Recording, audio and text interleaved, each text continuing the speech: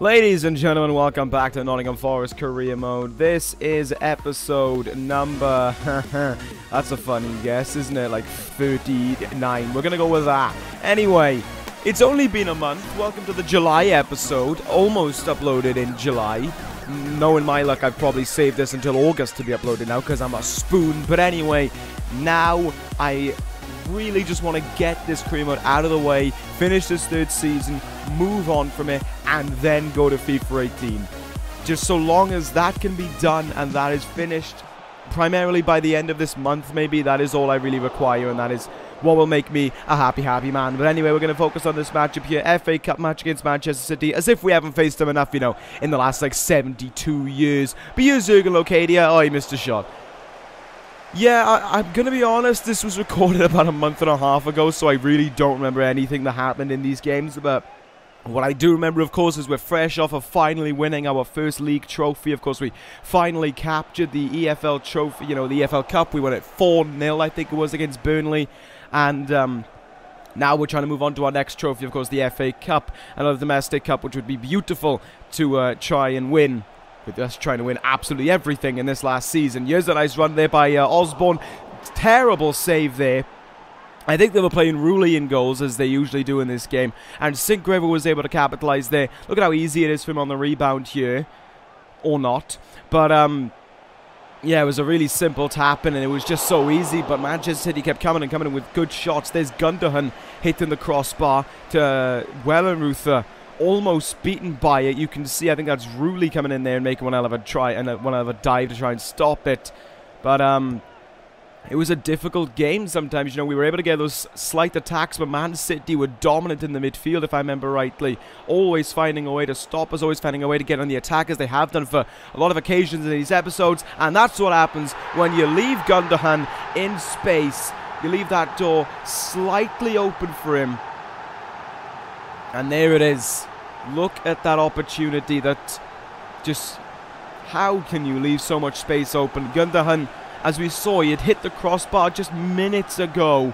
And he's left one-on-one with Wellenreuther, who has to run off his line, try and perform something that he just can't pull off. But we ended up going to extra time there. Ben Osborne now on the ball. Plays it into Enes Ünal, who against a club that he's on loan from, scores a goal to send us into the lead. And you can see, not celebrating the goal, virtual silence in the Etihad at the response of Enes Ünal's goal.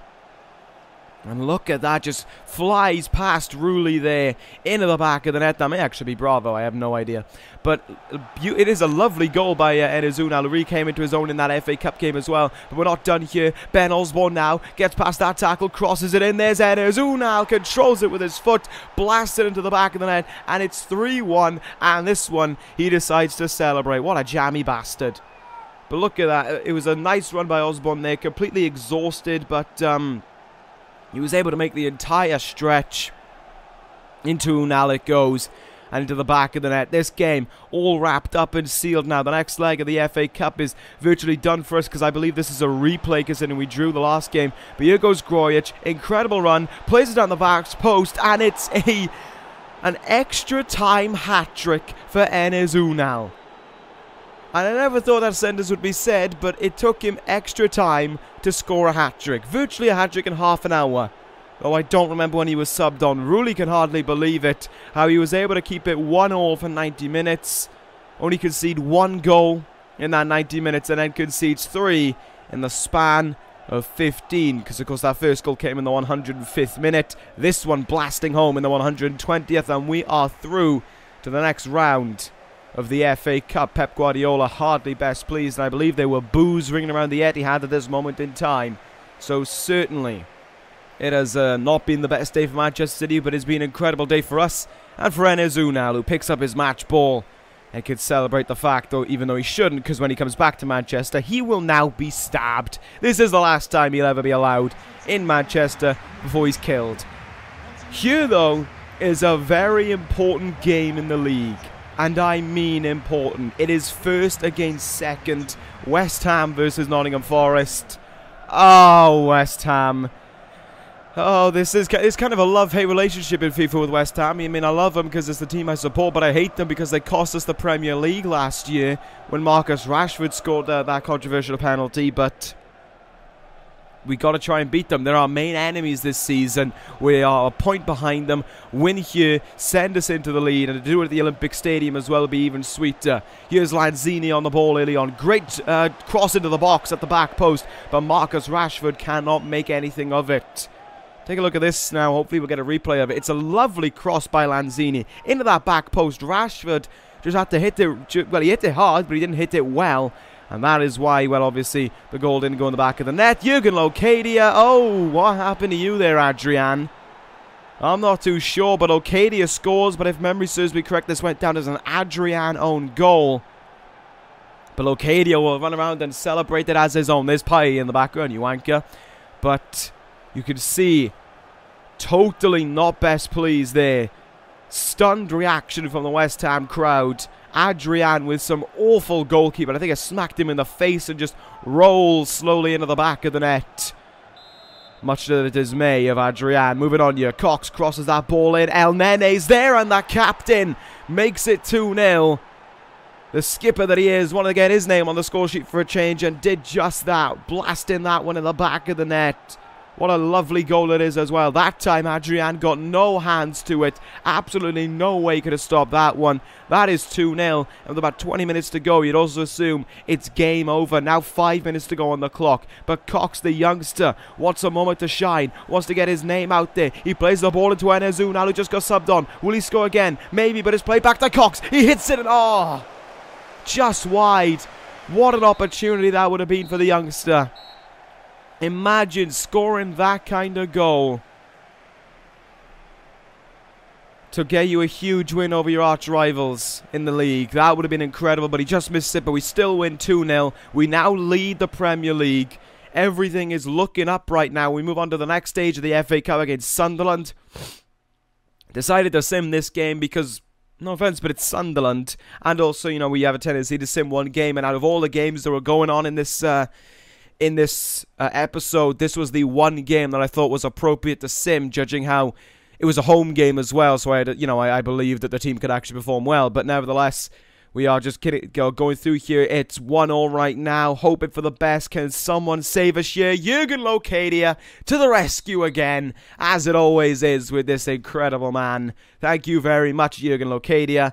And now we focus on the second leg of our Champions League round of 16 against Wolfsburg. You saw in the last one, we won it 2-1 away from home as well.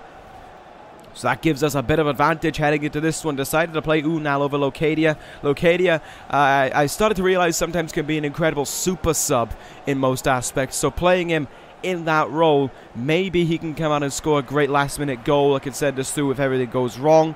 But I believe the lineup for Wolfsburg is unchanged from the 2-1 loss they suffered to us. We go here all the way into the 73rd minute. A very dull game. Not much happened. Look at this passing play, though, into the box. Unal hits it, and it's a lovely save by, I believe, the goalkeeper's Trap, if memory serves me correct. But it's such a lovely save there. I probably got it wrong. It's probably not Trap. Trap's the PSG goalkeeper. I'm a retard.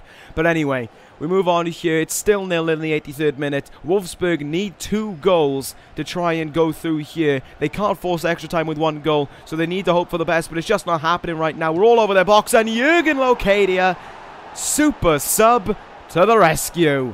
Locadia bangs in yet another goal, and this one will send us into the quarterfinals of the Champions League. El Nene with a nice little dipped cross across the box there.